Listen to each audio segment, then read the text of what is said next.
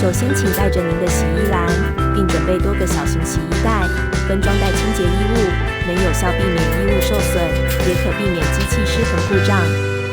使用时，请投入2个10元，稍微间隔1秒，避免吃钱。也请勿投入非本国硬币，然后按下预洗，可以让洗槽更干净。洗前请确认槽内无异物，接着分批放入洗衣袋，较重的放入底层并整平，然后倒入适量洗剂。洗剂可依个人需求挑选，抗菌功能或环保标章都很受欢迎。最后，请记得设定闹钟提醒，及时领回，以免影响他人使用。如怕一时忘记，可留洗衣篮在现场。都洗干净啦，您学会了吗？